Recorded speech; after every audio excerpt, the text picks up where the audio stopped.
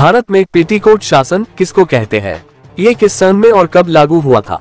मुगल काल में पेटीकोट शासन क्या था? दोस्तों, क्या आपने कभी सुना है? मैंने भी बचपन में इसे अपने चाचा जी से सुना था। उनको मजाक करने की आदत थी।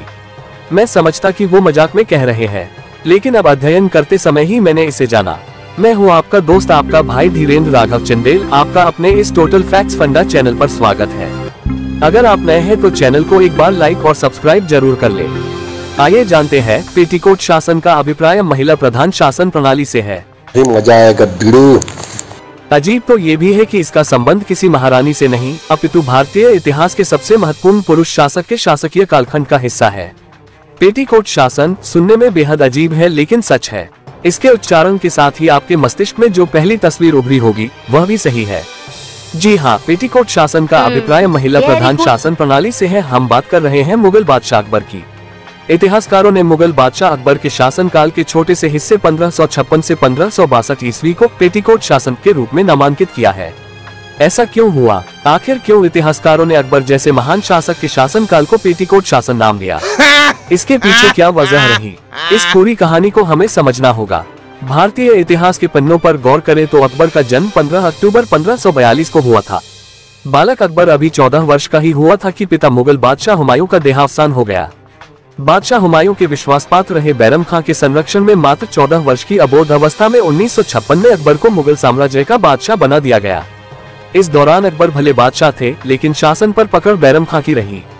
1956 में हेमचंद्र विक्रमादित्य के खिलाफ पानीपत का द्वितीय युद्ध भी बैरम खां के नेतृत्व में ही अकबर ने जीता। अकबर का मार्गदर्शन करते करते एक वक्त ऐसा भी आया जब बैरम खां के मंसूबे विद्रोही हो गए थे और वह मुगल साम्राज्य के तख्ते ताज पर कब्जा जमाने की इच्छा पालने लगा। राज परिवार में अपनी पैठ मजबूत करने के लिए उसने अकबर की चचेरी बहन को अपने प्रेमजाल में फंसा विवाह कर लिया था। कहा जाता है कि बैरम खां की राह में सबसे बड़ा रोड़ा अकबर की प्रधान धायक प्रमुख दायक महामनगा थी, जो अकबर को शासन पर अपनी पकड़ मजबूत करने एवं बैरम खां के पर कतरने को उकसाया करती थी। बैरम खां के रवैये से काफी दरबारी भी नाराज थे। हरम की महिलाओं ने तो खुलेआम विद्रोह कर दिया। 1960 आते आते अकबर को भी बैरम खां खटकने लगा। आखिरकार बैरम खां को बादशाह के संरक्षक के पद से हटा दिया गया। अपने सपनों को टूटता देख बैरम खां ने बादशाह अकबर के खिलाफ खुली बगावत कर दी। उसे मक्का जाने के दौरान धोखे से मार दिया गया।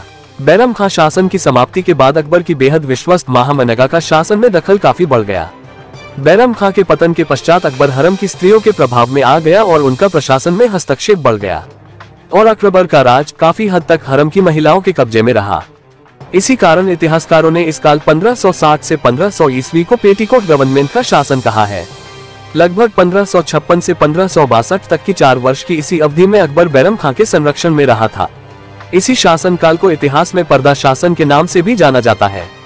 हालांकि यह ज्यादा दिन नहीं, मात्र 2 वर्ष ही चला, जबकि इस गुट के अन्य सदस्य थे राजमाता हमीदा बानो बेगम, आदम खां महामनगा का बेटा, अतका खां महामनगा का दामाद, पीर मोहम्मद अकबर का शिक्षक आदि। पर्दा शासन बहुत दिनों तक नहीं चल पाया क्योंकि पेटीकोट शासन के प्रमुख चेहरों ने अपने पद का दुरुपयोग करना शुरू कर दिया। वे कुचक्र रचने लगे व जनता तथा प्रशासन में अलोकप्रिय होने लगे। पेटीकोट शासन के प्रमुख चेहरों ने अपने पद का दुरुपयोग करना शुरू कर दिया। प्रशासनिक अस्थिरता इस हद तक थी कि 6 माह में 4 प्रधानमंत्री बदलने पड़े।